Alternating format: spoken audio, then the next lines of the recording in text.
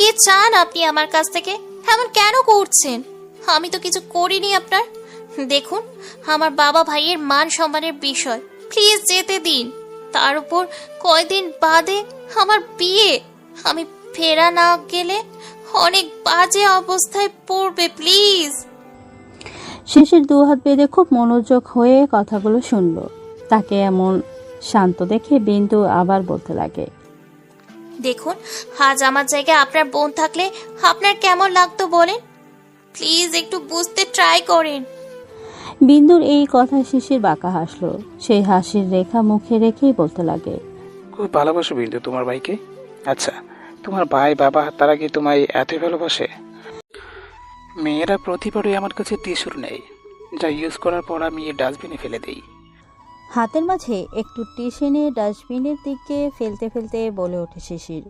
শিশিরের মুখে এমন কথা শুনে অবাকে শ্বেত চূড়ায় তানিয়া। তুমি আমার সাথে এমনটা করতে পারো না। কাঁদতে কাঁদতে মাটিতে বসে পড়ে তানিয়া। অসহায়ভাবে তাকিয়ে শিশিরের দিকে চোখ থেকে জল যেন গড়িয়ে পড়া বন্ধ হচ্ছে না তার। তানিয়ার সামনে এক হাঁটু গেড়ে মুখটায় তার বাম হাত দিয়ে চেপে দাঁতে দাঁত চেপে বলে ওঠে Shishir, yes baby, I can, আমি পারি। Now you get lost. তোমার এই মুখ যেন দ্বিতীয়বার আর না দেখি। বলেই মুখটি থেকে ঝাড়া মেরে হাত সরিয়ে দেয় শিশির। তারপর উঠে দাঁড়িয়ে নিজের শরীরের পরিহিত কোটটা ভালোভাবে ঝেড়ে ঠিক হয়ে হনহন করে বের হয়ে যায় সেখান থেকে। তানিয়া ফ্যাল ফ্যাল করে চেয়ে থাকে তার যাওয়ার দিকে। তার উপর উঠে দাঁড়িয়ে চলে যেতে থাকে নিজের অজানা গন্তব্যে। ড্রাইভ করছে শিশির, ঠোঁটে তার মন ভোলানো চমৎকার হাসি, যে হাসিতে মুহূর্তের মাঝেই দেওয়ানা হয়ে ওঠে তানিয়ার মতো মেয়েরা। তানিয়া হচ্ছে তার সাবেক গার্লফ্রেন্ড, যার সাথে সপ্তাহখানেক আগে সম্পর্কে জড়িয়েছিল শিশির, আর আজ তার স্টাইলে ব্রেকআপ করেছে। তার একটি কারণ আছে অবশ্য, তানিয়াদের মতো মেয়েদের পেইন দিতেই আনন্দ পায় সে। তার একটি পার্সোনাল কারণ আছে অবশ্য। ঢাকায় নামি দামি পাশে এসেছে শিশির তার নতুন শিকারীর খোঁজে। পকেট থেকে ফোনটি বের করে ফোনের হোয়াটসঅ্যাপে চেক করলো। সেখানে কিছুক্ষণ আগে একটি পিক পাঠিয়েছে রাহুল। পিকটি দেখে সামনে একটি টেবিলে তাকালো। তারপর সেই মন ভালানো একটি চমৎকার হাসি দিয়ে এগিয়ে গেল সেই টেবিলের কাছে। Hi ma'am. সামনে টেবিলের দিকে হাত বাড়িয়ে বলতে লাগলো শিশির। মেয়েটিও সামনে থাকা অতি আকর্ষণ ছেলেটির দিকে তাকিয়ে হাসি ফোটালো ঠোঁটের কোণে তার। সেও হাত বাড়িয়ে দিয়ে আর বলল, হ্যালো। বলি হাত মিলালো মেয়েটি। শিশির বাঁকা আসলো, তারপর বলল, আমি আপনার সাথে ডান্স করার সৌভাগ্য পেতে পারি? হ্যাঁ অবশ্যই, কেন নয়। অনেকক্ষণ যাবৎ ডান্স করছে শিশির মেয়েটির সাথে। মেয়েটি শিশিরের সাথে তাল মেলাচ্ছে। মেয়েটি পরিহিত বুক খোলা ওয়েস্টার্ন ড্রেস পরেছে, যাতে মেয়েটিকে খুব আকর্ষিত দেখাচ্ছে। পাবের অর্ধেক ছেলেদের নজর কেড়েছে। শিশির ডান্স করার এক পর্যায়ে মেয়েটিকে ঘুরিয়ে পিঠের সাথে বুক লাগিয়ে মেয়েটির গলায় শিশির তার থুতনি রেখে বলতে লাগে, তুমি কি জানো তুমি খুব হট? মেয়েটি শিশিরের এমন স্পর্শে নেশাগ্রস্ত হয়ে বলতে থাকে। তুমি কম কিসে? তারপর মেয়েটি ঘুরে দাঁড়িয়ে শিশিরের গলায় হাত বেঁধে দিয়ে আবার বলতে লাগে, তোমার শরীরে মন মাতানো পারফিউম আমাকে পুরোপুরি মাতাল করে দিচ্ছে। শিশির এবার তার হাত দুটো মেয়েটির কোমরে দিয়ে তার সাথে চেপে ধরলো আর বলতে লাগলো, I need you, may I? মেয়েটি যেন এতক্ষণ এই প্রত্যাশায় ছিল। সে শিশিরকে খুব আয়েসে জড়িয়ে ধরল আর সেই পাবের একটি রুমের দিকে পা বাড়ালো। রুমে এসে মেতে উঠল তার নিত্যদিনের খেলায়। ভোর 5টা বাজে। শিশিরকে জড়িয়ে ধরে আরামসে ঘুমাচ্ছে কাল রাতে সেই পাবের মেয়ে ঝিনুক। ঝিনুকে নিজের শরীর থেকে সরিয়ে বেডে শুয়ে দিল শিশির। তারপর এলোমেলোভাবে পড়ে থাকা কাপড়গুলো গায়ে পরে নিল সামনের ড্রেসিং টেবিলের আয়নার দিকে তাকিয়ে। আয়নায় শিশির নিজের প্রতিচ্ছবি না দেখেই পিছনে গভীর ঘুমিয়ে থাকা ঝিনুককে দেখে বাঁকা হাসলো আর বলল, কাল থেকে আর কারোর বেড়ে যাওয়ার ক্ষমতা থাকবে না মিস। শিশিরা পেছনে না তাকিয়ে রুমের দরজা দিয়ে হাতা ফোল্ড করতে করতে বের হয়ে গেল। শিশিরের চোখে মুখে প্রশান্তির হাসি। তার গাড়ির দরজা খুলে গাড়ির ভেতরে বসে সাগরে চলে গেল সে। বিছানায় শায়িত ঝিনুক ঘুমের মাঝে বেডের উপর পাশ হাতড়াচ্ছে চোখ বন্ধ করে। পাশে কাউকে না পায় চোখ মেলে তাকিয়ে দেখে না তার পাশে কেউ নেই। ঝিনুক উঠে বসলো। এদিক ওদিক দেখলো। না, চলে গেছে। দীর্ঘশ্বাস ছাড়ল ঝিনুক, তারপর গায়ের মাঝে ভালো করে চাদরটা জড়িয়ে চলে গেল ওয়াশরুমে। আর কটা বাকি? পিছন থেকে রাহুল বলে ওঠে। দেয়ালে লাগানো অনেকগুলো ছবির মাঝে দাগ দেয়া, বাকি শুধু 2টা ছবি, যার একটি ছবিতে ক্রস করে কেটে দিয়ে বলে ওঠে, আরেকটা, তারপর আমি জিতে যাব। তখন রাহুল বলে ওঠে, এরপর তোর পেইন কিছুটা কমবে। শিশির হাসলো। রাহুল শিশিরের সামনে শ্যাম্পেইনের গ্লাস এগিয়ে দিল। শিশির নিল। তারপরেই রাহুল বলে ওঠে গ্লাসটা উঁচু করে, আজ কি শাম তেরি জিত কি নাম। শিশিরও গ্লাসটি উপরে তুলল আর হাসতে হাসতে বলল, থ্যাঙ্কস ব্রো, তুই না থাকলে এটা কখনোই সম্ভব হতো না। চাপ নিস না, we are friend, best friend. দুজনেই হাসতে লাগলো। ঘুম ভাঙতেই মাথায় 80 মণ ওজনের বাস পড়ল তার। একের পর এক কল এসে যাচ্ছে। বাহিরে মিডিয়ার জন্য পা রাখতে পারছে না তুহিন শেখ। তিনি মাথায় হাত দিয়ে সোফায় বসে আছে। সামনেই পড়ে আছে কতগুলো খবরের কাগজ, যেখানে ফ্রন্ট পেজে ইহা বড় বড় করে লেখা, তুহিন শেখের বড় মেয়ে ঝিনুকের ভিডিও ফাঁস তার বয়ফ্রেন্ডের সাথে। টিভি অন করতেই দেখা যাচ্ছে সব চ্যানেলেই একই খবর বারবার। পেপারে তো শুধু পিক দেয়া, কিন্তু টিভিতে ভিডিও সহ দেখাচ্ছে। ঝিনুক দরজা বন্ধ করে তার রুমে বসে রুমের বাইরে থেকে চেঁচিয়ে যাচ্ছেন ঝিনুকের মা বারবার, আর বলছেন, রুমের বাইরে থেকে চেঁচিয়ে যাচ্ছেন ঝিনুকের মা বারবার আর বলছেন, কুলাঙ্গার মেয়ে, আজ 40 বছরের সম্মান একেবারে মাটিতে মিশিয়ে দিলি। বের হ তুই, তোর চুলের মুঠি ধরে বের করব আমার বাসা থেকে। তখনই ঝিনুকের বাবা তেড়ে এসে ঝিনুকের মার গাল বরাবর কষিয়ে থাপ্পড় মেরে বলতে লাগে, মা গির্জি, তোর জন্যই হয়েছে সব। নিজে যেমন ছিলি তেমনই মেয়েকে বানিয়েছিস। স্মার্ট বানাবে নে, এবার তোর স্মার্টের ঊর্ধ্বে। এখন 2জন মিলে কর গিয়ে মাগি বাচ্চি। চলে গেলেন তুহিন শেখ। মাথা ফেটে যাচ্ছে তার ব্যথায়। মাটিতে বসে ঝিনুকের মা গালে হাত দিয়ে মরা কান্না জুড়ে বলতে লাগে তুহিন শেখকে, আমি না হয় খারাপ জায়গার ছিলাম, আর তুমি ভুলে গেছো সব 23 বছরের আগের কাহিনী। তারপর উঠে এসে মুখোমুখি দাঁড়ায় তুহিন শেখের আর আঙ্গুল তুলে ফিসফিসিয়ে বলে ওঠে, এইসব কিছু রফা দফা করো। ছেলে মানুষের মনে এসেছে, ভুল করে ফেলেছে। যেভাবে হোক আমি আমার মেয়ের শরীরে লাগা দাগ পরিষ্কার করতে চাই। তুহিন শেখের বিরক্ত লাগছে তার বউয়ের কথা শুনে। তিনি প্রতিবার মেয়েকে ছুট দিয়ে গেছে, কিছু তো বলেনি, উল্টো তিনি বলেছে 4-5টা কথা শুনলে হয়েছে তার বউয়ের কাছ থেকে। তিনি দীর্ঘশ্বাস ছাড়লেন। তার বউকে তার থেকে কিছুটা ধাক্কা দিয়ে দূরে সরিয়ে দিয়ে বলতে লাগলেন, আসলে আমার অতীতের করা কাজের পাপ এখন তো আমারই বইতে হবে। তুহিনের বউ কিছু বুঝলো তো দূর, মুখ বাঁকিয়ে আবার মেয়ের দরজা কড়া নাড়াতে লাগলো। শিশিরের সামনে পড়ে থাকা নিউজ পেপার, তার সামনে টিভির ভিডিওগুলো দেখে বাঁকা আসছে। পাশে থাকা রাহুল চায়ের কাপে চুমুক দিয়ে বলতে লাগে, বলতে হবে দোস্ত, মেয়েটি খুব মজাই করছে কাল রাতে। ভিডিও দেখে মনে হচ্ছে তোর থেকে এনজয় ও বেশি করেছে। গভীরভাবে বলল শিশির। রাহুল পিঠে চাপড় মেরে বলে উঠল, তোর পেন যে এখন ভারী পড়ছে তাদের উপর। এক চোখ টিপ মেরে বলল। শিশির মৃদু হেসে বলে ওঠে, এই পেন যে ধ্বংস করতে যথেষ্ট। উঠে চলে গেল শিশির। শিশিরের যাওয়া দিকে ছেড়ে হলো রাহুল। ব্রো, তুই সত্যি এর সাথে বর্ষক করবি? আগেগুলোর মতেও ওট মোটেও না, দেখে তো হিজাবই মনে হচ্ছে। সামনে থাকা মেয়েটির দিক ইশারা করে বলে ওঠে রাহুল। তাৎক্ষণিক জবাবে শিশির বলে, আমি এতটাও খারাপ নই। রাহুল খানিকটা ভ্রু কুঁচকে বলে ওঠে। তাহলে ছেড়ে দিবি?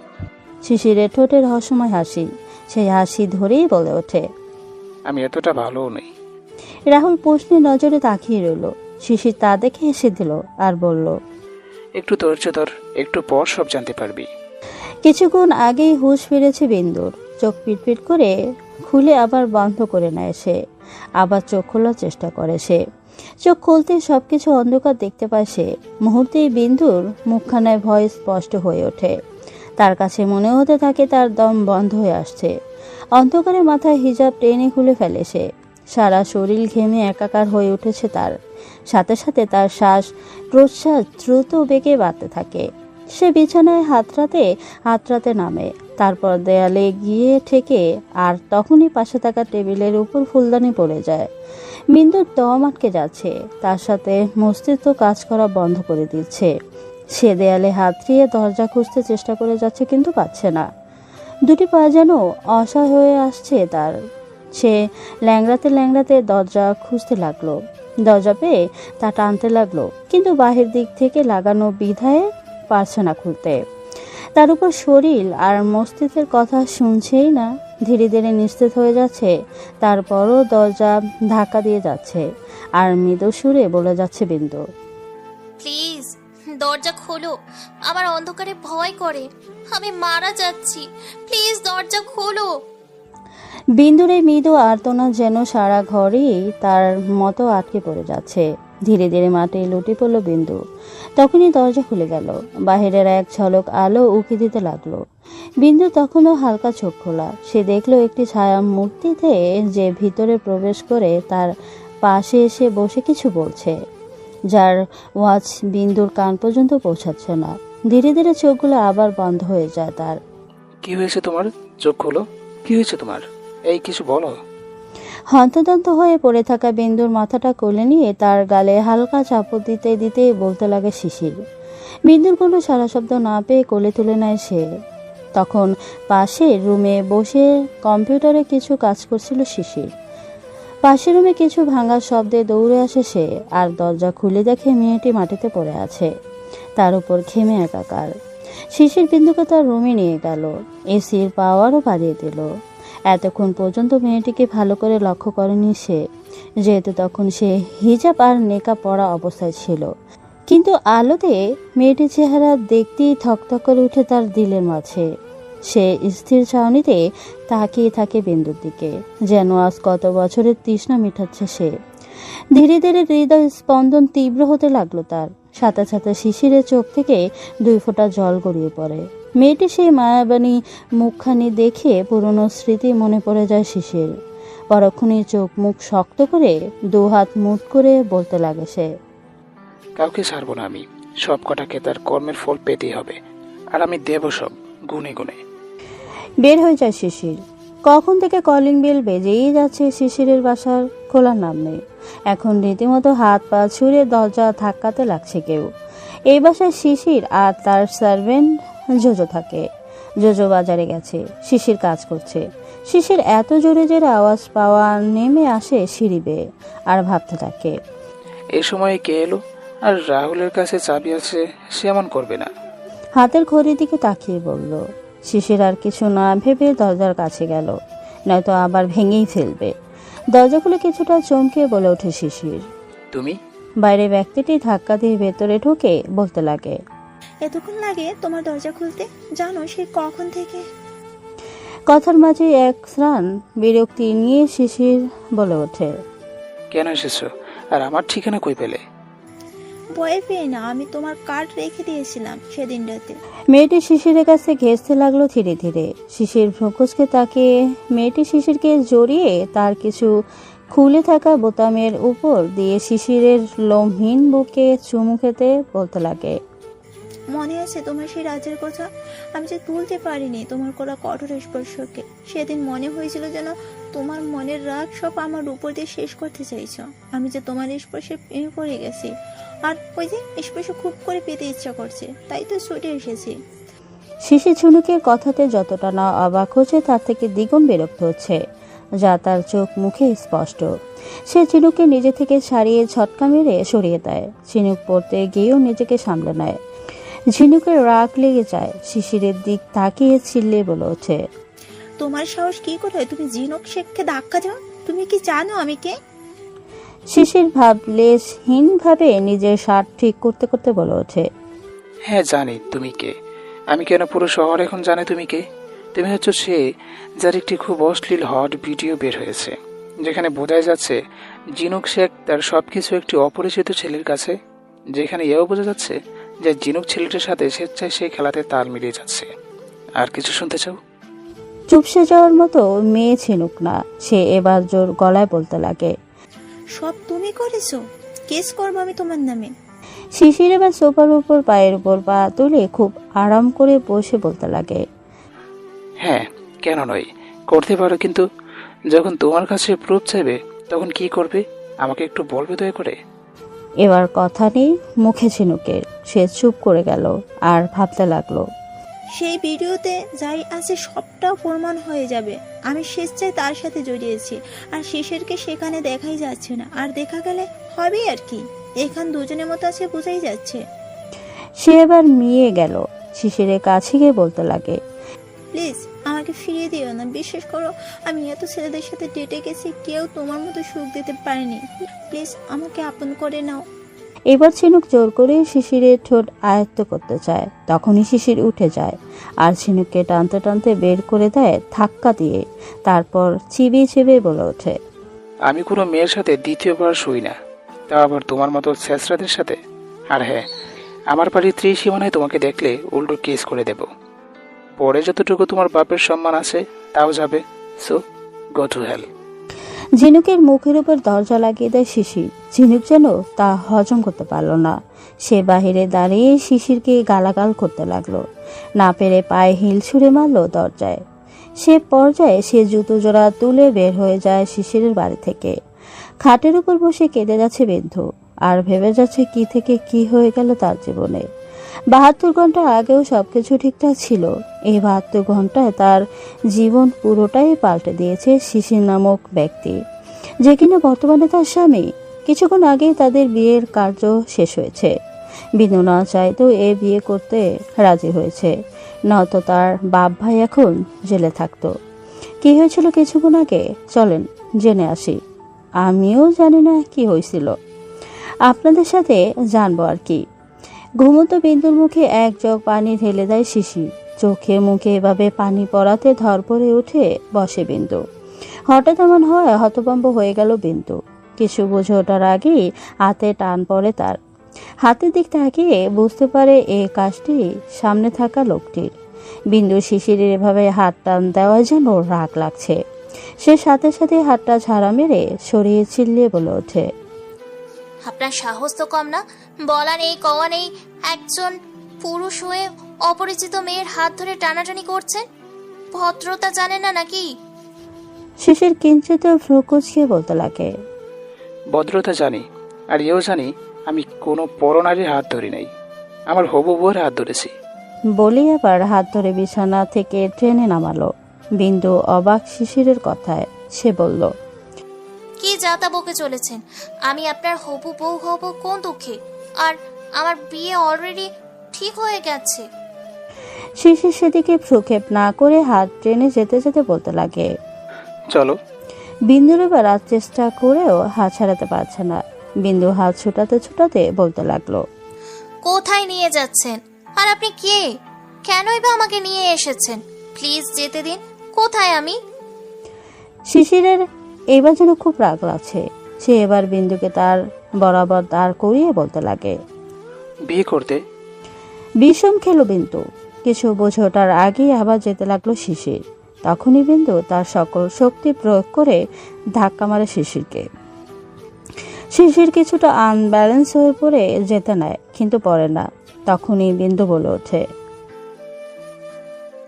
আপনি আমার কথা বোঝেন না নাকি অবুঝ? আপনি বারবার বলছি আমার বিয়ে ঠিক হয়ে আছে। আর কে আপনি? হ্যাঁ, তো কিসের অধিকার খাটাচ্ছেন আপনি আমার ওপর? খবরদার, আর একবার আমাকে স্পর্শ করেছেন তো তো জানে মেরে ফেলবো আপনাকে। আপনি জানেন আমি কে? যদি জানতেন তাহলে আমাকে স্পর্শ করার সাহস পেতেন না আপনি। শিশির এবার হো হো করে হাসিতে মেতে উঠল। বিন্দু এক ভ্রু উঁচু করেছে, ভাবতে লাগলো লোকটি বুঝি পাগল হয়ে গেছে। মুহূর্তেই গম্ভীর হয়ে ওঠে শিশির আর বলতে লাগে, অনেক বলেছ, আর আমিও অনেক শুনেছি, এবার চলো, আর দেরি হয়ে যাচ্ছে। শিশির এই কথায় 2 পা পিছিয়ে গেল বিন্দু। এতক্ষণ পর্যন্ত নিজেকে শক্ত রাখতে পারলেও এখন আর পারছে না সে। কান্না আসছে তার। বুঝতেই পারছে এই লোক খুব তেরা, এর সাথে সে পারবে না। তাও সে শেষ পর্যন্ত লড়ে যাবে। তখনই শিশির হুমকি সুরে বলে ওঠে, যদি নিজের বাবা ভাইয়ের ভালো চাও তাহলে চলো। বিন্দু চমকে তাকালো। শিশির মুচকি হেসে আবার হাত টান দিতে নেয়। বিন্দু হাত সরিয়ে নেয় আর তার ছিল একটা হাসি দিয়ে বলতে লাগে, আপনি আমাকে ভয় দেখাচ্ছেন? রাহিন সরকারের বোনকে আপনি চেনেন তাদের? একবার জানতে পারলে আপনার মাথাটা থাকবে না। রাহিন সরকার নামটা শোনার সাথে সাথেই রাগ চেপে বসে মাথা শিশিরের। সে সাথে সাথেই বিন্দুর কিছু চুল হাতের মুঠে টেনে ধরে বলতে লাগে, রহিন সরকারের নামটা না নিলে পারতিস। ভালো খাতির করেছিলাম, ভালো লাগেনি তোর। এখন দেখছি তোকে আমার খারাপ দিকটাও দেখাতে হবে। খুব তেজ না তোর শরীরে? সেই ছোটো থেকে পাই পাই করে হিসেব নেব আমি আজ। একবার বিয়েটা হতে দে। বিন্দু ব্যথায় কুকড়ে যাচ্ছে, বারবার হাত ছাড়ানোর চেষ্টা করে যাচ্ছে কিন্তু ব্যর্থ হচ্ছে প্রতিবার। চোখ দিয়ে পানি পড়ছে টপ টপ করে। বিন্দু কাঁদো কাঁদো গলায় বলে ওঠে,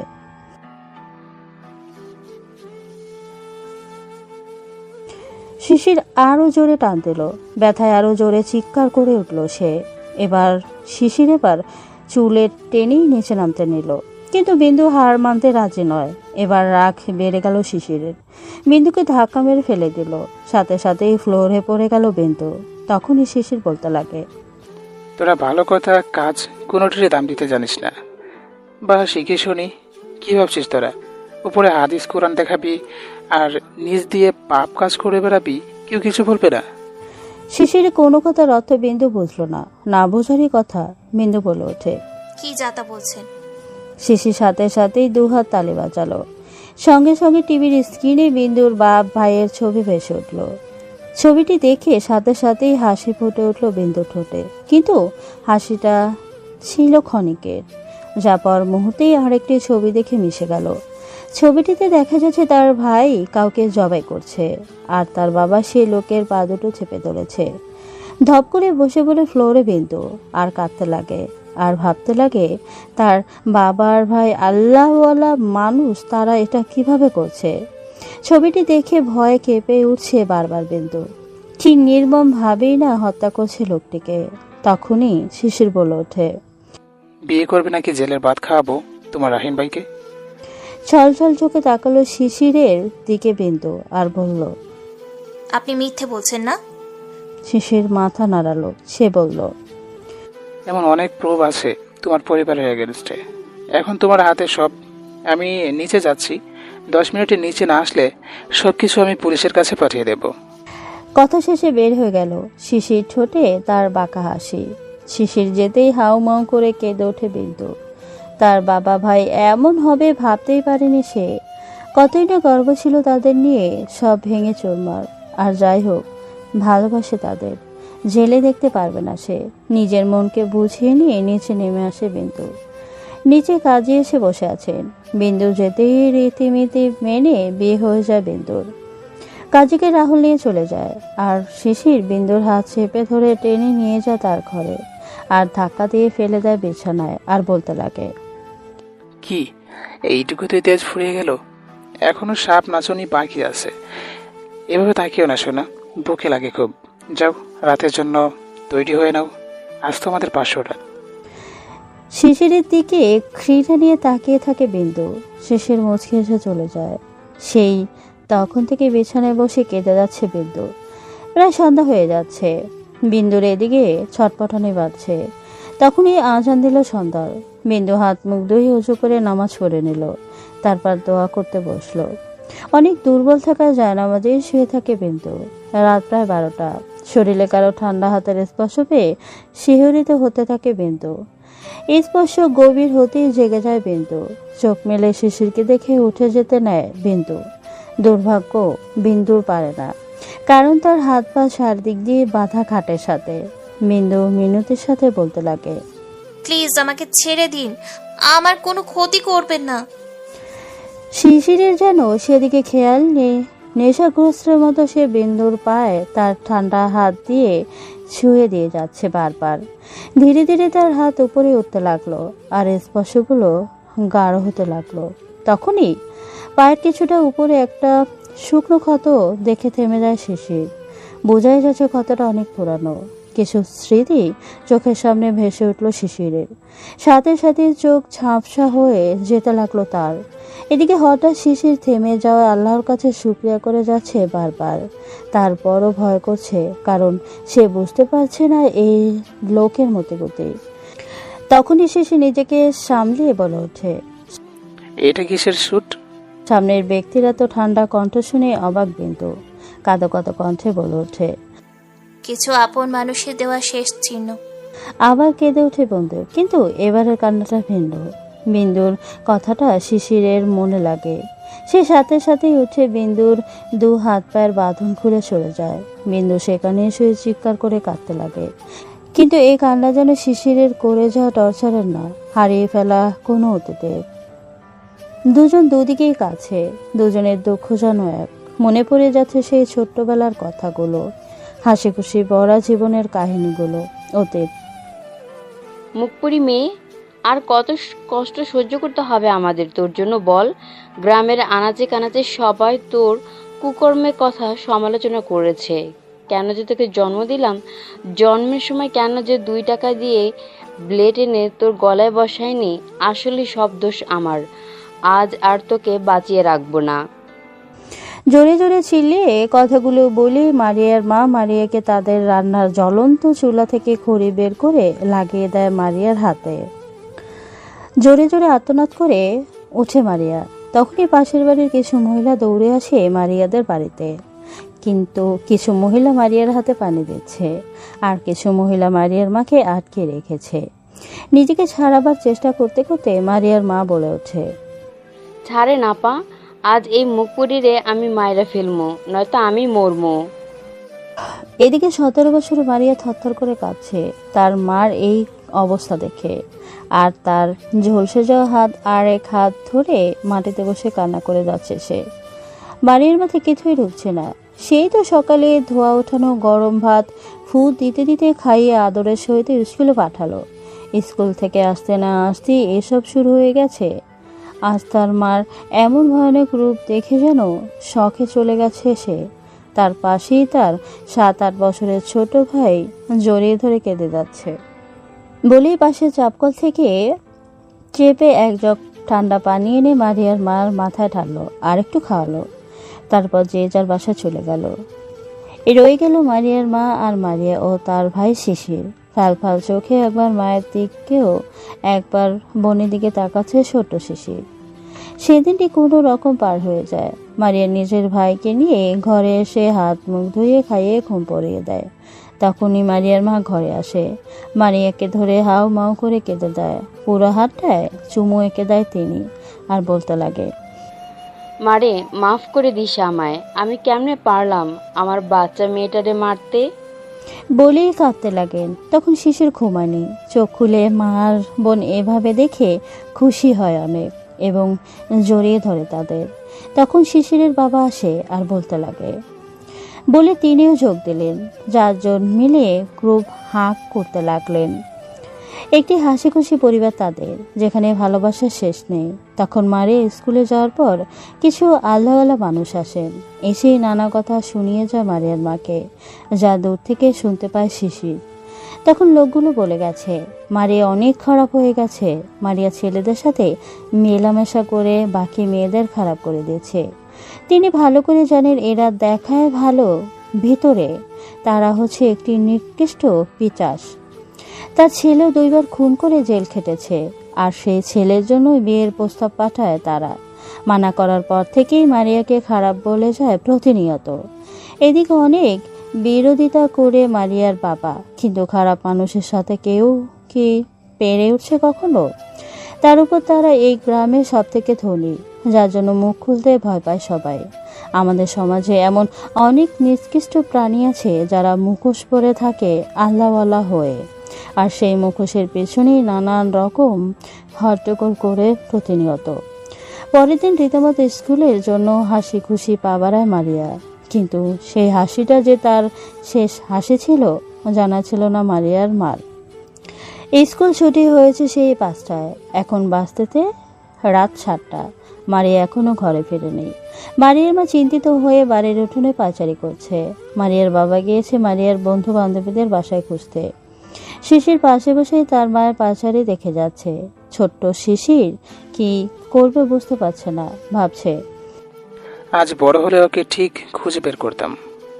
চোখের সামনে ভেসে উঠছে সকালে বোনের সাথে কাটানো শেষ স্মৃতিটুকু। সকাল সকাল বোনের হাত ধরে বের হয়ে যায় স্কুলে শিশির। ছোট হলে শিশির বড়দের মতো আচরণ করতো সবসময়, বড় ভাইয়ের মতো দায়িত্ব পালন করতো সে। মারিয়াও তার নাক টেনে বলতো। বলে আমার বলো ভাইটা রে। তারপর দুজনেই ফিক করে হেসে দিল। আজও তার ব্যতিক্রম না। যথারীতি স্কুলে সে ক্লাস করতে চলে যায় তারা। শিশির ছোট্ট ক্লাসে থাকায় শিশিরের আগে ছুটি হয়ে যায়। শিশির স্কুলে দেরিতে ভর্তি হওয়াতে সে চতুরের সাথে ক্লাস করে। এখানে তার কিছু বন্ধু বান্ধবীও তৈরি হয়, কিন্তু তার সবাই ছোট। তাদের মধ্যে সবচেয়ে ছোট ছিল বিন্দু। আর বিন্দুকে শিশির ছোট থেকেই পছন্দ করত, বিন্দুও করত। কারণ মেয়েরা বেশিরভাগ বাবা ভাইয়ের থেকে আবদার করত, বায়না ধরত, কিন্তু বিন্দু তা পারে না। তাই তার সব আবদার থাকতো শিশিরকে জুড়ে। শিশিরও তার পকেট মানি দিয়ে তাকে এটা ওটা কিনে দিত। সেদিন স্কুল ছুটির পর বিন্দু আর শিশির তার বোনের কাছে যায়। মারিয়া তাদের থেকে ক্লাস থেকে বের হয়ে আদর করে বলতে লাগে, ও মা, আমার রোমিও আর জুলিয়েটটাকে নিয়ে এসেছে দেখছি। আপি, মারিয়া হাসতে হাসতে বলতে লাগে। আচ্ছা বাবা, সরি, এখন বাসায় যা। বিন্দুকে ওর বাসায় পৌঁছে দিস কিন্তু। বিন্দুর সাথে সাথেই মারিয়াকে জড়িয়ে ধরে বলে। তুমি কিউট বাবু। বলেই চুমু এঁকে দেয় মারিয়ার গালে। মারিয়াও তাকে চুমু খেয়ে বলে। চলে আসে তারা। বিন্দুকে বাসায় দিয়ে শিশির চলে যায় তার বাসায়। এদিকে দুপুর গড়িয়ে বিকেল হয়ে যায়। মারিয়ার জন্য ভাত বেড়ে জুড়াতে থাকে মারিয়ার মা। শিশির মাঠে খেলতে থাকে। এভাবেই বসে থাকতে থাকে সন্ধ্যা হতে থাকে। শিশিরে চলে আসে। এসে দেখে তার মা পায়চারি করছে। সঙ্গে সঙ্গে তার বাবাকে কল করে। বাবা এসে খুঁজতে যায়, এদিক ওদিক পায় না সে। শেষে ঘরে ফিরে আসে মারিয়ার বাবা। এভাবে 7 দিন চলে যায়। শিশিরের বাড়ি যেন শুনশানে পরিণত হয়েছে। মারিয়াকে না পেয়ে বেহাল অবস্থা তাদের। পুলিশে রিপোর্ট করেন তারা। পুলিশে কিছু জানাতে পারে না, সত্য বলতে জানাতে চায় না। কেউ তো আর সেদে সেদে তার জান খোয়াতে যাবে না। শিশিরের পরিবার পুরোপুরি ভেঙে যায়। তারা জানা সত্ত্বেও কারা এমন করেছে কোনো পদক্ষেপ নিতে পারছে না, কারণ তাদের কাছে প্রমাণ নেই। এর মাঝে শিশিরের বাবা বার কয়েক রাহিন সরকারের বাড়িতে গিয়ে হাত পা ধরেছে, কিন্তু তারা তাকে অপমান করে বের করে দিয়েছে, যা শিশিরের খুব গায়ে লেগেছিল। সেদিন বিকেলে শিশির পুকুর ধারে বসে রাগে ইট ছুঁড়েছিল। তখনই ছোট ছোট পায়ে হেঁটে এসে বিন্দু তার পাশে বসে। বিন্দুকে দেখে রাগ যেন আরো বেড়ে গেল। তবু চুপ করে বসে রইল। তখনই পাশ দিয়ে একটা বেলুনওয়ালা যাচ্ছিল। ছোট বিন্দু ঠোঁটের কোণে হাসি উকি দিল। সে সাথে সাথেই শিশিরকে ঝাঁকি দিতে লাগলো। তখন আর শিশির তার রাগ ধরে রাখতে পারল না। বিন্দুকে ধাক্কা মারল জোরে, আর সে পায়ে অনেক ব্যথা পায় আর জোরে জোরে কাঁদতে লাগে। শিশিরের যখন হুঁশ হয় তখন দেখে বিন্দু পা থেকে রক্ত পড়ছে। শিশির বিন্দুর কাছে ধরতে গেলে বিন্দু বলে ওঠে, ভাইয়া তুমি খুব পচা, আমাকে মারলে, দেখো রক্ত পড়ছে, আমি আর কথা বলবো না তোমার সাথে। চলে যায় বিন্দু সেখান থেকে। সেদিন ছিল শিশিরের সাথে বিন্দুর শেষ দেখা। 8 দিনের মাথায় শিশিরদের বাসা একটি কল আসে হাসপাতাল থেকে। কলটা রিসিভ করতেই থমকে যায় শিশিরের বাবা। চোখ দিয়ে গড় গড় করে পানি পড়তে লাগে তার। দৌড়ে হাসপাতালে ছুটে চলেছে তিনি। তার পেছনে যায় শিশিরের মা আর শিশির। সরকারি হাসপাতালে একটি নোংরা বেডে শুয়ে আছে মারিয়া। তাকে দেখে শিশিরের বাবা মা দুজনই স্তব্ধ হয়ে দাঁড়িয়েছে। তাদের সুন্দর মেয়েটার চেহারা বিধ্বস্ত হয়ে আছে। তখনই পাশে ডাক্তার এসে বলতে লাগে, কি হয় আপনাদের? শিশিরের বাবা কোনো রকম নিজেকে সামলিয়ে বলে ওঠে, ওহো আচ্ছা, আপনি আসুন আমার সাথে বাহিরে। ডাক্তারের পিছনে গেলেন শিশিরের বাবা তার চেম্বারে। ডাক্তারের কথা শুনে কান গরম হয়ে গেল শিশিরের বাবার। নিজের মেয়ের অবস্থা কেউ মানতে পারে না, তিনিও পারতেছেন না। তখন ডাক্তারের চেম্বারে যেতেই ডাক্তার বলতে লাগে, আপনার মেয়েকে রেপ করা হয়েছে, শুধু রেপ না, নানাভাবে শারীরিক টর্চারও করা হয়েছে। তার শরীরে সিগারেট দিয়ে পোড়ানো দাগ আছে, তার সাথে মোমগুলো ফালানো হয়েছে আপনার মেয়ের শরীরে। ওর অবস্থা বেশি ভালো না, সে বাঁচবে কিনা আমরা বলতে পারছি না। সে তার মানসিকভাবে ভেঙে পড়েছে। সেখানে ফুপিয়ে খেদে ওঠে শিশিরের বাবা। কোনো বাবা মা চায় না তার মেয়ের এমন অবস্থা হোক। সেদিন তিনি মেয়েকে ঘরে নিয়ে আসেন। হাসপাতালে চিকিৎসা শেষ, তাকে এখন ভালো পরিবেশ দরকার সেরে ওঠার জন্য। কিন্তু মারিয়ার অবস্থা আরও খারাপ হচ্ছে। এর মাঝে থানায় রাহিন সরকার আর তার বাবার নামে জিডি করতে গেছে কয়েকবার, কিন্তু জিডি তারা লিখছে না, কারণ জিজ্ঞাসা করলে বলছে প্রুফ দিতে, যা তাদের কাছে নেই। হতাশে বাড়ি ফিরত আসেন তিনি। সব রাস্তা যখন ধীরে ধীরে বন্ধ হয়ে যাচ্ছিল, তখন একটি আশার আলো দেখতে পায় তারা। সেদিনের আশার আলো নিয়ে এসে ছিল একটি ফোন কল। শিশিরের বাবার চোখে মুখে উজ্জ্বল হয়ে উঠেছিল সেদিন। শান্তির নিঃশ্বাস ফেলে পুলিশ কেস করে শিশিরের বাবা। এবার পুলিশেরাও কাছুমাছু হয়ে দাঁড়িয়ে সালাম করতে করতে কেসটা লিখে। মারিয়ার স্টেটমেন্ট নিয়েই তারা আরও অবাক হয়। তাদের সাথে আরও দুজন জড়িত আছে শুনে। কেস করার ঠিক মুহূর্তের মধ্যেই আসামিদের হাজির করে হাজতে ভরা হয়। সবকিছু মুহূর্তেই জাদুর মতো কাজ করে চলছে। কে যখন আদালত পর্যন্ত আনা হয়েছে, পরশু তার ডেট। দিনগুলো কোনো রকম কেটে গেলেও বিপত্তি ঘটল আগের দিন। তখন শিশিরের মা উঠান ঝাড় দিচ্ছিল। হুট করেই দুজন মহিলা ফুল বোরখা, হাত মোজা, পা মোজা পরা বাড়ির ভেতরে ঢুকলো। শিশিরের মা তাদের দেখে খুব বিরক্তি প্রকাশ করলেন আর বলতে লাগলেন, কি চাই? মহিলাদের মাঝে একজন মহিলা তার নেকাব তুলে কোনো ভনিতা না করে বলতে লাগে, তোমাগো মতো মানুষের কাছে কি আর চাইতে পারি?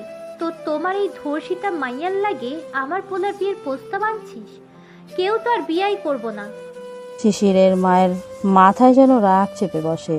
তিনি জবাবের সুরে বলতে লাগে, আমার মেয়েরে আমরা কি করব তা আপনাদের ভাবতে হবে না, আপনারা যেতে পারেন। মহিলারা যেন খেপে গিয়ে বলতে লাগে, তোমাগো কারণে আমার পয়লাটা জেলে, না হয় ভুল কইরাই ফেলেছে। তাই কি আমাগো মতো পরেশগার ফ্যামিলি গ্রামে আর কয়টা পাইবা? তাও তোমাগো ভাগ্য আমার পোলা বিয়ে করতে চাই। শিশিরের মা এবার তেড়ে গিয়ে বলেন, অনেক শুনেছি আপনাদের কথা, যান বের হন আমার বাসা থেকে। ছেলেকে বাঁচাবার জন্য এত কাহিনী ভুলে যাবে না। আপনার ছেলের জন্য আমার মেয়ের এই অবস্থা। আপনারও একটি মেয়ে আছে, আল্লাহ না করুক তার সাথে এমন হলে কি করতেন? গয়লা টিপ্পা মাইরা লইতাম, অমন মেয়ে ঘরে তুলতাম নাকি জীবনে? আপনারা পারতেন? তা আমার জানা আছে। নিজে এক নারী হয়ে অন্য নারীর পীড়ন বুঝতে পারেন না, সে যে কেমন মহিলা তা আমার জানা আছে। বের হন আমার বাড়ি থেকে, না হয় ঘাড় ধাক্কা দিয়ে বের করব আপনাদের। মহিলাটি পান মুখে পড়ে বলতে লাগে, কামটা ভালো করলে না, এরপর যা হইব আমাগো আর বুঝতে পারবে না। চলে গেলেন তারা। শিশির মা সেখানেই কাঁদতে লাগলেন। সেই দিনই বিকেলের দিক আসামিদের পরিবারের আরও কিছু লোকজন আসে টাকার অফার করে কেস তোলার জন্য, কিন্তু রাজি হয় না তারা। দেখতে দেখতে কেসের দিন এসে যায়। সেদিন হাজিরা সব চুপ নিয়ে রাহুল। তিনি বড় অ্যাডভোকেট, তার সাথে বাল্যকালের বন্ধু শিশিরের বাবার। তার সাহায্য এতদূর এগিয়েছে তারা। সব টুপ জমা দেওয়া হয়। এ দল ও দল আরও অনেক বিতর্ক হয়। তার মাঝে মারিয়ার তলপেটে খুব পীড়ন অনুভব হয়, যা এই কদিনই অনেকবার হয়েছে। মারিয়া সেখানেই কান্না করতে থাকে। তাই রায় জানাবে কাল বলেই শেষ করে দেয় সেদিনের মতো। মারিয়াকে হাসপাতাল থেকে দেখিয়ে বাসায় আনা হয়, আর রাহুল নিজে এসেছে তাদের বাসায়। খালিয়াতে এসেছে বলেই তিনি শিশিরকে নিয়ে বের হয়ে বাজারের দিকে যায়। আজ বাজারের দিন বলে গ্রামে এতটা মানুষের উপস্থিতি নেই বললেও চলে। বাজার থেকে অনেক কিছু নিয়ে বাড়ি ফিরতে সন্ধ্যা হয়ে যায় তাদের। এসে দেখে পুরো বাড়িতে আগুন লেগে গেছে। ভিতরে কেউ থাকলে এতক্ষণে পুড়ে ছাই। ছোট্ট শিশির দৌড়ে ভেতরে যেতে নেয়, তখনই রাহুল আটকায় তাকে। শিশির কান্না করতে করতে সেখানে যেতে চায় বারবার, নিজের বাবা মা বোনকে এভাবে আগুনে পুড়ে যেতে দেখে সইতে পারছে না শিশির। চিৎকার করে কেঁদে যাচ্ছে সে। চোখের সামনে এমন মর্মান্তিক ঘটনা সইতে পারেনি। ছোট্ট শিশির জ্ঞান হারায়। তখনই কিছু লোক দৌড়ে বাড়ির পেছন থেকে আসে, যা দেখে রাহুল শিশিরকে নিয়ে সেখান থেকে পালিয়ে যায়। তারপর তাকে তার সাথে ঢাকা নিয়ে আসে। জ্ঞান ফেরার পর থেকে শিশির আর কাঁদেনি, কেমন যেন শক্ত হয়ে যায়। রাহুলের ছেলে ছিল রাহুল, শিশিরের সমবয়সী। রাহুলের বউ শিশিরকে আপন করে নেয়। বড় হয়ে উঠে তাদের কাছে শিশির অতিশের। হঠাৎ কলিং বেল বাজাতে হুঁশ ফিরে আসে শিশিরের। সে ড্রয়িং রুমেই ঘুমিয়েছিল। গেট খুলতেই পেপার পেল। বুঝতেই পেরেছে দারোয়ান দিয়ে গেছে। পেপার হাতে নিয়ে সোফায় বসলো। পেপার খুলতে একটি হেডলাইন দেখে ঠোঁটের কোণে হাসি রেখা চওড়া হয়ে ওঠে। সেখানে বড় বড় করে লেখা, রাহিন সরকারের বোন তার নাগরের সাথে পালিয়েছে। যে নিজের বোনকে সামলাতে পারে না, সে এই দেশকে কিভাবে সামলাবে? এমন আরও অনেক কথা লেখা আছে।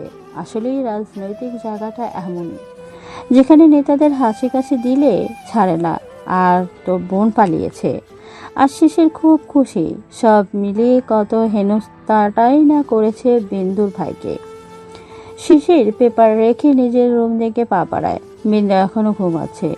ঘুমাবেই না কেন? সারা রাত কেঁদে কেটে কাটিয়েছে। সকালের দিক তার চোখটা লেগেছে। বিন্দুর ঘুমটি যেন শিশিরের পছন্দ হচ্ছে না। কিভাবে সে চিন্তামুক্ত হয়ে ঘুমাচ্ছে? শিশির কতক্ষণ মাথার চুল টেনে এদিক ওদিক তাকাচ্ছে। তখন তার চোখ গেল বিন্দুর শরীরের দিকে। কাপড় ঠিক নেই। তার পেট থেকে কামিজটা সরে গেছে। শিশিরের হঠাৎ তার বোন মারিয়ার কথা মনে পড়ে। সাথে সাথে চোখ মুখ শক্ত করে পাশে থাকা জ্বলন্ত মোম এনে বিন্দুর পেটের কাছে ঠেসে ধরে। জ্বলন্ত মোম গলে গলে বিন্দুর পেটে ফোঁটা ফোঁটা পড়তেই বিন্দু চিৎকার করে উঠে বসে। বিন্দু শিশিরের দিকে তাকিয়ে দেখে শিশির জ্বলন্ত মোমবাতি নিয়ে দাঁড়িয়ে হাসছে। বিন্দুর পেটে জ্বালা করছে খুব। বিন্দু চিল্লিয়ে বলে ওঠে, আপনি মানুষ? এমন করলেন কেন? কি করেছি আমি? শিশির মোমটা তার জায়গায় রেখে বিন্দুর গালে চেপে ধরে বলতে লাগে, কি করিসনি সেটা বল। তোরা আমার সুখ শান্তি সব কেড়ে নিয়েছিস, আর এখন আরাম করে ঘুমাচ্ছিস। তা কেমনে হতে দে বল। কাউকে ছাড়বো না আমি, মাইন্ড ইট। চলে যায় শিশির। বিন্দু আবার কাঁদতে লাগে বসে। আয়নার সামনে একটি টাওয়াল পেঁচিয়ে দাঁড়িয়ে নিজের শরীর খুঁটিয়ে খুঁটিয়ে দেখতে ব্যস্ত ছিনুক আর ভাবছে, কি নেই আমার? উল্টো সবার থেকে দেখতে অনেক আকর্ষণীয় আমি। যে কোনো সুদর্শন ছেলে আমার সাথে বেড়ে যেতে চায়, একবার না শতবার। কিন্তু শিশির, ওরা আমার প্রতি কোনোই টানই নাই। কেন? আমি তো ওকে সেদিন অনেক খুশি করেছিলাম, তাহলে কেন সে আমায় চায় না? টাওয়ালটা খুলে ফেলে দেওয়ায় ছিনুক আর বলতে লাগে, এই দেহে যে স্পর্শ তুমি করছো আমি ভুলতে পারছি না, আর তোমাকেও ভুলতে দেব না। আমি তোমাকে আমার করেই ছাড়বো। সকাল থেকে শিশিরের কোনো নামগন্ধ পাচ্ছে না বিন্দু। তাই ধীরে ধীরে নিচে নেমে আসে সে। সদর দরজা খোলা, তার উপর নিচে কেউ নেই। যেই না ছুটে বের হতে নেবে অমনি হাতে হ্যাঁচকা টান পায় বিন্দু। পিছনের দিক ফিরে মানুষটিকে দিকে ভয় কেঁপে ওঠে সে আর বলতে লাগে, আপনি? কোথায় যাওয়া হচ্ছিল বিন্দু? হাত ছাড়াতে ছাড়াতে বলতে লাগে বিন্দু। প্লিজ আমাকে যেতে দিন। কি করেছি আমি আপনার? শিশির বাঁকা হেসে বলতে লাগে, এত সহজে না বেবি। মুহূর্তে মুখের ভাব পাল্টে দাঁতে দাঁত চেপে বলতে লাগে, আর তোমার এত সাহস হলো কেমনে আমার কাছ থেকে পালানোর? তুমি কি ভুলে গেছো তুমি আমার বিয়ে করা স্ত্রী? স্ত্রী কথাটা শুনে মেজাজ বিগড়ে যায় বিন্দুর। বিন্দু চিল্লিয়ে বলে ওঠে, কিসের স্ত্রী? আমি এই বিয়ে মানি না। আমি থাকবো না আপনার সাথে। আজ নয়তো কাল আপনার মতো কাফিরের থেকে অনেক দূরে চলে যাব। দরকার হলে আপনাকে খুন করে ফেলবো আমি। শিশিরের কাছে এটা জোকস মনে হলো। বিন্দু হাত ছেড়ে হো হো করে হাসতে লাগলো। তার হাসি পুরো বাড়ি গুঞ্জন সৃষ্টি হলো। বিন্দু যেন ভয়ে জেগে বসলো। বসারই কথা, কাল থেকে এখন পর্যন্ত কত কি না তার সাথে করছে। আর এখন তো পালাতে চেয়েছিল, এখন না যে কোনো পেন দিয়ে বসে। ভয় দুই একবার শুকনো ঠোক গিলে বিন্দু। তারপর ধীরে ধীরে নরম সুরে বলে ওঠে, কি চান আপনি আমার কাছ থেকে? এমন কেন করছেন? আমি তো কিছু করিনি আপনার। দেখুন আমার বাবা ভাইয়ের মান সম্মানের বিষয়, প্লিজ যেতে দিন। তার উপর কয়দিন বাদে আমার বিয়ে, আমি ফেরা না গেলে অনেক বাজে অবস্থায় পড়বে, প্লিজ। শিশির দুহাত বেঁধে খুব মনোযোগ হয়ে কথাগুলো শুনল। তাকে এমন শান্ত দেখে বিন্দু আবার বলতে লাগে, দেখুন আজ আমার জায়গায় আপনার বোন থাকলে আপনার কেমন লাগতো বলেন? প্লিজ একটু বুঝতে ট্রাই করেন। বিন্দুর এই কথা শিশির বাঁকা হাসলো। সেই হাসির রেখা মুখে রেখেই বলতে লাগে, খুব ভালোবাসো বিন্দু তোমার ভাইকে? আচ্ছা, তোমার ভাই বাবা তারা কি তোমায় এতই ভালোবাসে? বিন্দু এবার চুপ হয়ে গেল। বিন্দুকে চুপ করে থাকতে দেখে শিশির একটু শব্দ করে হেসে দিল। তারপর পাশের সোফায় শটান করে বসে পড়ল পায়ের উপর পা তুলে। কিন্তু নজর এখনো নিচের দিক, তাকে দুহাত মোচড়ানো বিন্দুর দিক। বিন্দু খুব টেনশনে পড়ে দুহাত এভাবে মোচড়ায়। শিশির সেদিকে নজর রেখে বলতে লাগে, আমার থেকে পালানোর সেই দুঃসাহস তুমি করেছো, তার জন্য তোমাকে শাস্তি পেতে হবে। কিন্তু তার আগে তোমার মন থেকে কিছুটা ভ্রম দূর করতে হবে। বিন্দু মাথা তুলে তাকায় আর এক ফ্রু কুঁচিয়ে বলতে লাগে, ভ্রম? ভ্রম, যা তোমার মনে পুষে রেখেছো তোমার বাপ ভাইকে নিয়ে। বিন্দু চট করেই বলে ওঠে। কি বলতে চাইছেন? শিশির এবার উঠে এসে বিন্দুর সাথে ঘেঁষে দাঁড়ায়। তারপর বিন্দুর ডান হাতের বাহু চেপে ধরে উপরে নিয়ে যেতে থাকে। আর বিন্দু এদিকে ব্যথায় চিল্লিয়ে বলে ওঠে, প্লিজ আমার বহুত ছাড়েন, ব্যথা করছে। ব্যথায় দু চোখে পানি চলে আসে তার। শিশির এবার তার রুমে এসে ঝাটকা মেরে ফেলে দেয় বিন্দুকে। বিন্দু নিচে পড়ে যায়। তখন শিশির বিন্দুর সামনে হাঁটু গেড়ে বসে বলতে লাগে, বিন্দু, তুই খুব বোকারে সেই ছোট থেকেই। কেন এত অবহেলার পরও চিনতে পারিস না তোর বাপ ভাইকে? বিন্দু শিশিরের কথায় চমকে যায় আর বলতে লাগে, ছোট থেকে মানে? আপনি কি আমাকে চিনতেন আগে থেকে? কে আপনি? বিন্দুর প্রশ্নে শিশির হাসলো, যেটা কোনো সুখের হাসি না, চাপা কষ্টের হাসি, যা বিন্দু খুব ভালো করে বুঝতে পারছে। কেন জানি বিন্দুরও এই হাসিটাতে কষ্ট লাগলো। কেনই বা এই ব্যক্তিটিকে দেখে তার পরিচিত মনে হচ্ছে, আর কেনই বা এই লোকটি তাকে টানছে। তার প্রতিটা বাক্য বিন্দুর বিশ্বাস করতে ইচ্ছে করছে। জানিস বিন্দু, আমাদের সমাজে প্রতিটি মানুষের দুটি রূপ আছে, কারো ভালো কারো খারাপ।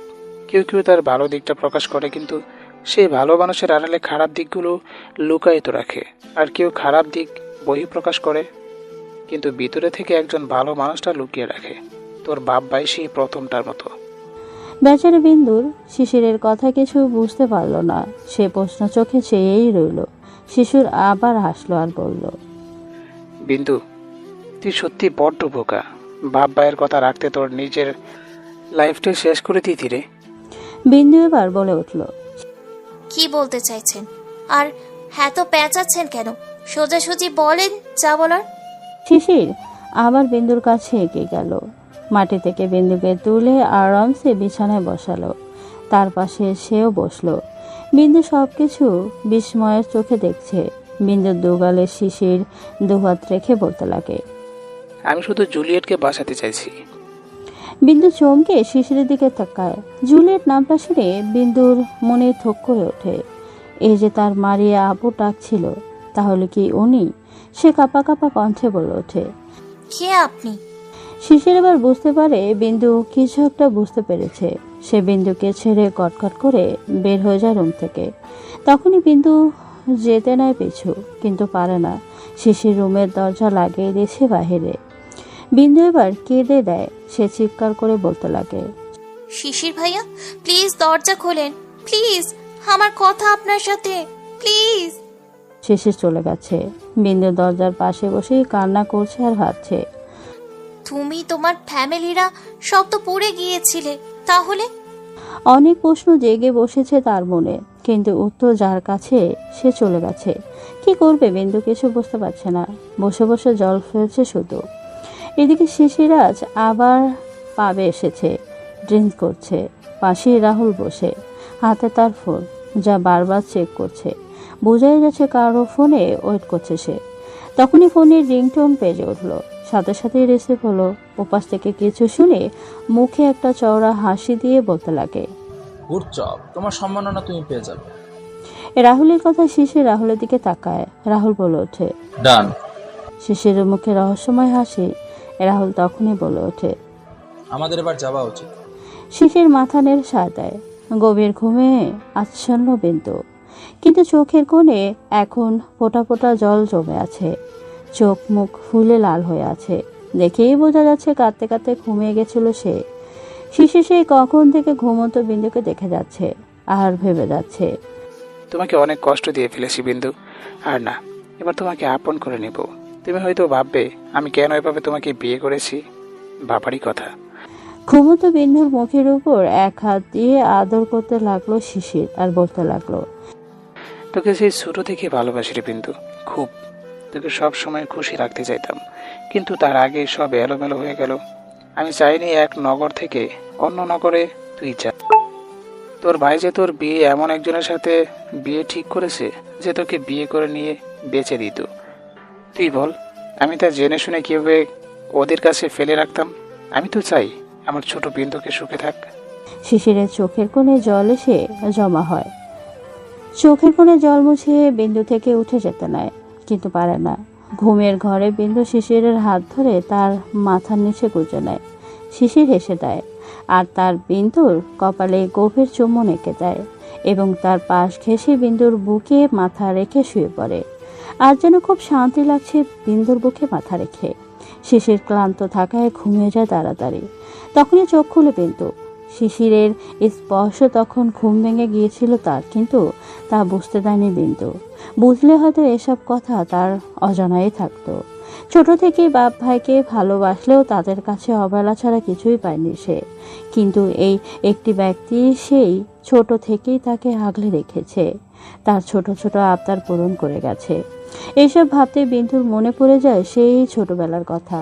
শিশিরের সাথে হাতে হাত ধরে স্কুলে যাওয়া, পুকুর পাড়ে বসে বসে আড্ডা দেওয়া। ছোটবেলার কথা মনে পড়তেই হেসে দেয়। তারপর শিশিরকে জড়িয়ে ধরে ঘুমের সাগরে ডুব দেয়। পর্দার আড়াল দিয়ে এক ফলা রোদ এসে পড়ে শিশিরের চোখে। শিশির ঘুমের মাঝে চোখ কুঁচকে যাচ্ছে বারবার।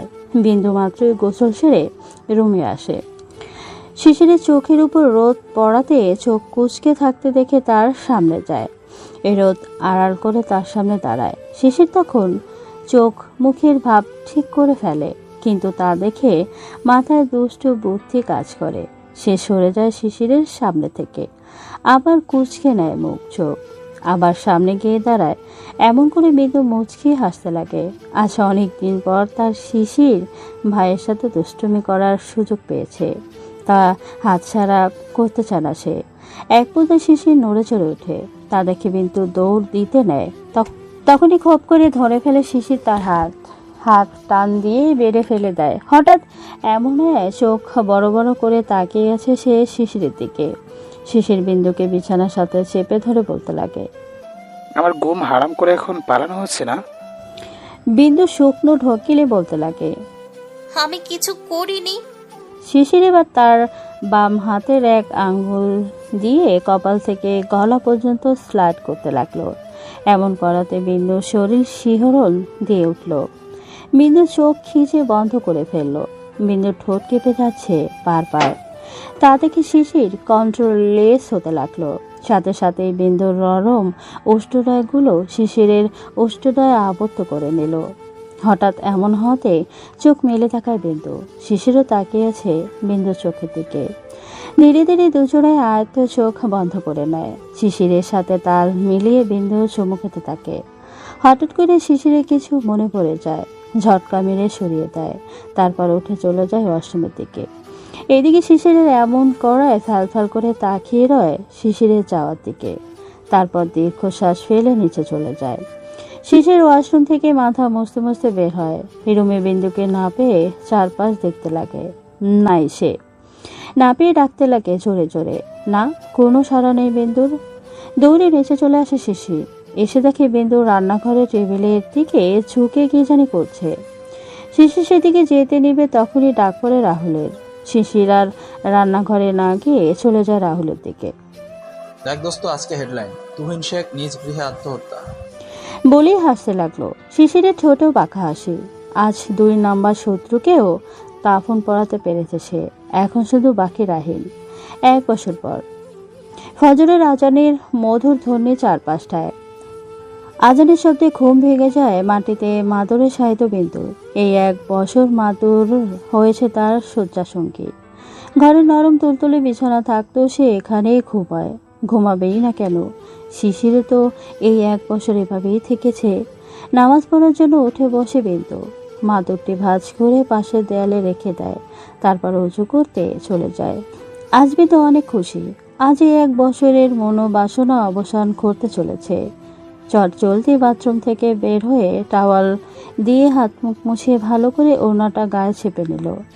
তারপর জায়নামাজ বিছিয়ে নামাজে দাঁড়িয়ে যায় বিন্দু। চারপাশটা অন্ধকার তখন, শুধু আশপাশ থেকে ঝিঝি পোকার ডাক শোনা যাচ্ছে। ফজরের নামাজ শেষ করে 2 রাকাত শুকরিয়া নামাজও পড়ে নিল সে। তারপর কন্দনরত হয়ে মোনাজাতও করে নেয় সে। আজ আল্লাহর কাছে হাজারটা শুকরিয়া জানিয়ে উঠে পড়ে সে। হালকা ভোরের আভাস দেখা যাচ্ছে। পূর্ব দিক হালকা সোনালি আলো উঁকে দিচ্ছে, চারপাশটা অন্ধকার দূর করে দিচ্ছে ধীরে ধীরে। যেমনটি বিন্দুরও আজ তার জীবনের বিগত 1 বছরের অন্ধকার অবসান ঘটিয়ে আলোর দেখা মিলতে যাচ্ছে। বারান্দায় রেলিং ধরে দাঁড়িয়ে আকাশপানে তাকিয়ে ভেবে যাচ্ছে বিন্দু। কিছু একটা মনে হতেই বিন্দু ছুট লাগায় রান্নাঘরের দিকে। আজ নিজ হাতে সব করবে সে। রান্নার সব আইটেম করবে তার শিশিরের পছন্দের। রান্না করা প্রায় শেষের দিকে। আজ বিন্দু তার শিশিরকে পেট ভরে খাওয়াবে। তার জন্য আজ মন পছন্দ আইটেম একটিও বাদ দেয়নি। যেমন চাপা ভর্তা, মাংসের শুটকি, করলা দিয়ে বড় মাছ, ধনেপাতা দিয়ে মাছের ডাল আর বুটের হালুয়া। কাজ শেষে হাত মুছতে মুছতে রুমে চলে আসে বিন্দু। ঘড়ির দিকে তাকিয়ে আছে সে। সময় যেন কাটছেই না, আর যেন তর্স হয়েছে না তার। খাটের পাশে গিয়ে চুপটি করে বসে পড়ে বিন্দু। খাটের পাশে সেন্টার টেবিলে একটি ছবি হাতে নিয়ে শাড়ির কোণ দিয়ে মুছে বলতে লাগে, আর কত অপেক্ষা করব? এই অপেক্ষা আমাকে যে কুড়ে কুড়ে খাচ্ছে। জলদি চলে আসেন না। দেখছেন কি হাল হয়েছে তার? এতটা পেইন কেন দেন? কাঁদতে লাগে বিন্দু। প্লিজ তাড়াতাড়ি আসেন, প্লিজ। কাঁদতে লাগলো বিন্দু। আর ডুব দিল সেই বছরখানেক আগে তাদের বিচ্ছেদের দিনগুলিতে। 1 বছর আগে রাহির তার বাবার মাথায় হাত দিয়ে বসে আছে। তাদের সামনে সেন্টার টেবিলে রাখা কিছু ছবি। বিন্দুর আর শিশিরের বিয়ের, সাথে একটি খাম যেখানে আছে ফটোকপি করা একটি কাবিননামা, যা দেখে রাহিনের মা বারবার ফিট হচ্ছে। রাহিনের বউ তার মাথায় পানি ঢালছে বারবার। আমি জানতাম এই মেয়েটার জন্য নাক কাটবো আমাদের, আর তাই হলো। বাবা, এখন এসব বলে লাভ নাই, যা করার আমাদেরই করতে হবে। আর কি করব? আর এই শিশির কেমনে বাঁচলো? আমরা তো ওরে সহ। এই পুচকা পোলা শুরু থেকে আমারে জ্বালাইছে, এবার আর ছাড়ুম না। শোন বাপ, আমাদের সাথে যারা জড়িত তারা অলরেডি মরে গেছে। আমার তো সন্দেহ ওই পুচকা পোলাই মারছে। চিন্তিত হয়ে পড়েছেন তারা। তারপর কাউকে কল করে রাহিন, আমি বলছি। ওরা এখন কই? আধ ঘন্টার মাঝে আমার সব খবর চাই। কেটে দিল ফোন। দোস্ত, এগুলো করাটা কি ঠিক? এখন ওরা আমাদের কাছে ধরা দিবে। আমি শুধু নিজ হাতে রাহিনকে মারতে চাই। আমি তোর সাথে আছি শিশির। তুই আছিস তাই এত দূর এগিয়েছি। তোকে যে কি বলে ধন্যবাদ দিব। ছোট করছিস আমায়? তুই ভুলে যাচ্ছিস ভাই হোস আমার। জড়িয়ে ধরে রাহুলকে শিশির। তখনই ডাক পড়ে জোজোর, ভাইয়া আসুন, নাস্তা রেডি। শিশির আর রাহুল দুজনেই খাবার টেবিলে আসে। বিন্দু আজও শিশিরের পছন্দ মতো খাবার বানিয়েছে। পছন্দের খাবারগুলো চোখের সামনে পুরনো স্মৃতি মনে হতে থাকে তার। এই খাবারগুলো তার মা বোন খুব মজা করে রান্না করত, আর তাদের হাতে খুব আয়েশ করে খেতে বসত শিশির। শিশিরের চোখে মুখে বিষণ্ণতা ফুটে ওঠে, যা বিন্দুর চোখে এড়ায় না। বিন্দু এসে শিশিরের কাঁধে হাত রেখে বসালো। আজ বিন্দুরও কষ্ট লাগছে। তার ফ্যামিলির জন্যই আজ শিশির এত দূরে। শিশির চেয়ার টেনে খেতে বসলো, সাথে রাহুলও। ভাত বেড়ে দিতে লাগে বিন্দু। শিশির আর রাহুল মাত্রই ভাতটা মুখে দিল, তখনই ফোনটা বেজে ওঠে। আমাদের সমাজে একটি প্রচলন আছে, বাড়া ভাত নাকি রেখে যেতে নেই, আর আজকে সমাজের মানুষ মানে না। বিন্দু ঠিক তাই। তারপরও কেন যেন শিশির রাহুলকে এভাবে ভাত রেখে চলে যাওয়াতে বিন্দুর মনে খচখচ করতে লাগে। সে বুঝতেই পারছে না এমন কেন হলো। কি এমন কল আসলো যে দুজনেই বের হয়ে গেল? আজ শিশিরের সাথে থাকছে 1 মাস হলো। এই 1 মাসে শিশির এমনটি কখনো করেনি। সে খাবার অপচয়কারী মানুষের যেন পছন্দ করে না, তেমনি নিজেও করে না। তখন ভাত মাখিয়ে 1 লোকমা মুখে দিবে তখনই ফোন আসে শিশিরের ফোনে। ফোনটি রিসিভ করতেই সাথে সাথে রং পাল্টে যায় তার মুখের, সাথে সাথেই বলে ওঠে, আসছি। পাশে থাকা রাহুল কেবল হাতে ভাতের 1 নলা মুখে পড়েছিল। শিশিরকে এমনভাবে দেখে জিজ্ঞাসা করলো, কি হয়েছে? শিশির হাত ধুতে ধুতে বলে, উঠে এখনই যেতে হবে, ফ্যাক্টরিতে মারামারি লেগেছে। আমি যাচ্ছি, তুই ভাত খেয়ে আয়। রাহুল সাথে সাথে উঠে হাত ধুয়ে বলতে লাগে। না, আমিও যাব, চলো। আর কথা না বাড়িয়ে বের হতে নেয় তারা। তখনই বিন্দু তরকারির বাটি নিয়ে খাবার টেবিলে আসে, দেখে তারা চলে যাচ্ছে। তখন পেছন থেকে বিন্দু বলতে লাগে, ভাতটা শেষ করে যান। কোথায় যাচ্ছেন আপনারা? কোনো জবাব পায়নি আর। তখন থেকে খচখচ করছে তার মন। অথচ কলটি ফ্যাক্টরিতে লাগানো টেলিফোন বুথ থেকে কল এসেছে। তার উপর এই সময় সব গেল কই? কিছু মাথায় আসছে না তাদের। তখনই পেছন থেকে রাহুলের আওয়াজ শোনা গেল। তাৎক্ষণিক পেছনে ফিরে মাটিতে লুটিয়ে পড়তে দেখে রাহুলকে। রাহুলের সাদা শার্টে লাল হয়ে গেছে মুহূর্তে। হঠাৎ এমন হওয়াতে স্তব্ধ হয়ে যায় শিশির। চোখের সামনে প্রিয় বন্ধুকে ধাপড়াতে দেখে আর সামলাতে পারছে না নিজেকে। অশ্রুসিক্ত নয়নে চিৎকার করে ডাকছে, কিন্তু কাউকেই পাচ্ছে না। লাস্ট পর্যন্ত নিজের গাড়ি করে হাসপাতালে নিয়ে আসে। হাত পা কাঁপছে শিশিরের। আজ দ্বিতীয়বার তাকে সেই কাছের মানুষদের হারানো পেন কেমন বুঝতে অনুভব করতে হচ্ছে। কেন বা এত পেন তার জীবনে? রাহুলকে ওটিতে নেওয়া হয়েছে। পৃথিবীতে শিশিরের যেমন কেউ নেই, তেমন বাপ মা হারা যাওয়া রাহুলেরও কেউ নেই। দুজন দুজনকে আঁকড়ে বেঁচেছে, আর আজ তার বন্ধু, তার ভাই এই পেন সহ্য করছে। ওটির সামনে হাঁটু গেড়ে বসে কাছে শিশির। তখন চোখ মুখ শক্ত করে দাঁড়িয়ে পড়ে, 2 হাত মুষ্টিবদ্ধ করে, দাঁতে দাঁত চেপে বের হয়ে যায়, আর বিড়বিড় করে বলতে লাগে, সব কটাকে আজ শেষ করে দেব, আজ কাউকে ছাড়বো না। রাতের গভীরতা বৃদ্ধি পাচ্ছে, সাথে বিন্দুর চিন্তাও। তখনই জানামাজে বসে আল্লাহর কাছে 2 হাত তুলে দোয়া করতে থাকে। আজ যে তার মন ভালো নেই, সমানে ডাক ডাকছে, ডেকেই যাচ্ছে। এই কদিন শিশিরা তো রাত করেনি, সব সময় টাইমলি ঘরে ফিরেছে। সালাদ আদায় করত, বাজে সব নেশা সেরে দিয়েছিল। এমনকি রাতের সালাদ দুজনেই আদায় করত। তাহলে এমন কি হলো যে শিশিরের আজ কোনো খবর নেই? সাথে রাহুলেরও। এই ছেলেটা যে বিন্দুকে ভাইয়ের মতো আদর করত। বিন্দুর কথায় এ বাড়িতেই থাকতো রাহুল। দিনকে তো ভালোই কাটছিল তাদের। কেন এসব হচ্ছে? প্রশ্নের উত্তর একটাও নেই তার কাছে। পুলিশের সামনে বসে আছে শিশির, সারা শরীরে রক্তমাখা, চুলগুলো এলোমেলো। হাতে থাকা ছুরিটি এগিয়ে দিয়ে সবকিছু স্বীকার করতেছে পুলিশের কাছে। আমি মাত্র খুন করে এসেছি 2টো, তার আগেও করেছি অনেকগুলো। একটি পেন ড্রাইভ এগিয়ে দেয়, আবার বলতে লাগে, এখানে সকল তথ্য আছে, আপনি আমাকে এখন জেলে নিতে পারেন। পুলিশই যেন থ হয়ে গেছে। নিজেও জানে যাদের শিশির মেরেছে এরা কতটা খারাপ ছিল। তাদের ধরার সামর্থ্য তাদের নেই। পুলিশের লোকটি অনেক খুশি হয়, তাই শিশিরকে ছেড়ে দিতে চায়, কিন্তু তাতে শিশির রাজি না। বাধ্য হয়ে জেলে ঢুকাতে হয় শিশিরকে। এভাবে কেটে যায় কয়েক মাস। সেদিনের পর থেকে শিশুরের জেলায় 1 বছরের আরও বাড়ত, কিন্তু পুলিশেরা তা করতে দেয়নি। তারা অনেক সাপোর্ট করছে শিশিরকে। এদিকে রাহুল সুস্থ, কিন্তু শিশিরের জন্য মন অনেক খারাপ। শিশিরের সাথে রাহুলও জড়িত, তাহলে সবকিছু থেকে কেন তাকে বিরত রাখলো? বিন্দু বাপ ভাইয়ের জন্য শোকে থাকলেও তার বাপ ভাইয়ের কৃতকর্ম শোনার পরে 1 ফোঁটাও কাঁদেনি। কাঁদবিকা কেন?